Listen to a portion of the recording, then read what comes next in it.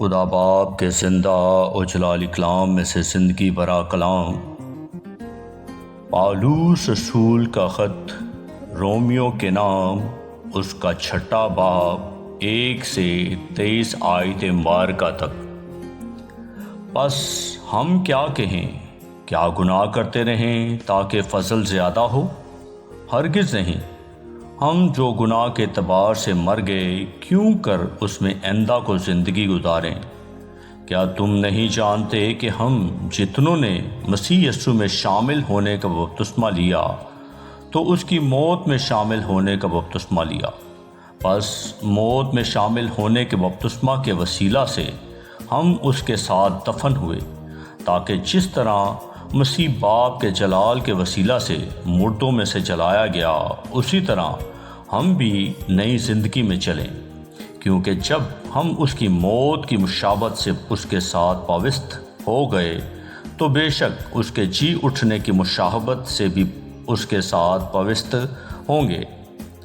چنانچہ ہم جانتے ہیں کہ ہماری پرانی انسانیت اس کے ساتھ اس لیے مصلوب کی گئی کہ گناہ کا بدن بیکار ہو جائے، تاکہ ہم آگے کو گناہ کی غلامی میں نہ رہیں، کیونکہ جو موا وہ گناہ سے بری ہوا۔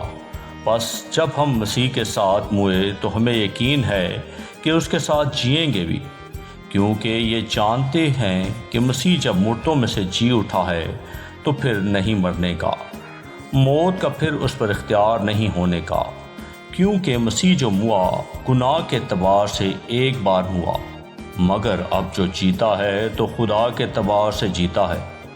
اسی طرح تم بھی اپنے آپ کو گناہ کے اعتبار سے مردہ مگر خدا کے اعتبار سے مسیح یسوع میں زندہ سمجھو۔ پس گناہ تمہارے فانی بدن میں بادشاہی نہ کرے کہ تم اس کی خواہشوں کے تابع رہو، اور اپنے اعضاء ناراستی کے ہتھیار ہونے کے لیے گناہ کے حوالے نہ کیا کرو، بلکہ اپنے آپ کو مردوں میں سے زندہ جان کر خدا کے حوالے کرو، اور اپنے اعضاء راست بازی کے ہتھیار ہونے کے لیے خدا کے حوالے کرو، اس لیے کہ گناہ کا تم پر اختیار نہ ہوگا، کیونکہ تم شریعت کے ماتحت نہیں بلکہ فضل کے ماتحت ہو۔ پس کیا ہوا؟ کیا ہم اس لیے گناہ کریں کہ شریعت کے ماتحت نہیں بلکہ فضل کے ماتحت ہیں؟ ہرگز نہیں۔ کیا تم نہیں جانتے کہ جس کی فرما برداری کے لیے اپنے آپ کو غلاموں کی طرح حوالے کر دیتے ہو، اسی کے غلام ہو جس کے فرما بردار ہو، خواہ گناہ کے جس کا انجام موت ہے، خواہ فرما برداری کے جس کا انجام راست بازی ہے۔ لیکن خدا کا شکر ہے کہ اگرچہ تم گناہ کے غلام تھے تو بھی دل سے اس تعلیم کے فرما بردار ہو گئے جس کے سانچے میں تم ڈالے گئے تھے، اور گناہ سے آزاد ہو کر راست بازی کے غلام ہو گئے۔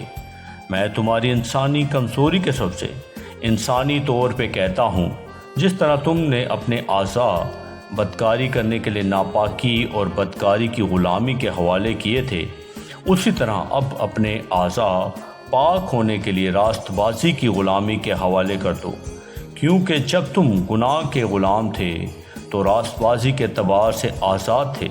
پس جن باتوں سے تم اب شرمندہ ہو، ان سے تم اس وقت کیا پھل پاتے تھے، کیونکہ ان کا انجام تو موت ہے، مگر اب گناہ سے آزاد اور خدا کے غلام ہو کر تم کو اپنا پھل ملا، جس سے پاکیزگی حاصل ہوتی ہے، اور اس کا انجام ہمیشہ کی زندگی ہے، کیونکہ گناہ کی مزدوری موت ہے، مگر خدا کی بخشش ہمارے خداوند مسیح یسوع میں ہمیشہ کی زندگی ہے۔ آمین۔ پاکلام کے پڑھے اور سنے جانے پر خداوند کی برکت ہو، خداوند کا شکر ہو۔ آمین۔ اس زندہ اور جلالی کلام کو زیادہ سے زیادہ شیئر کریں تاکہ لوگ سن کر برکت پائیں۔ آمین۔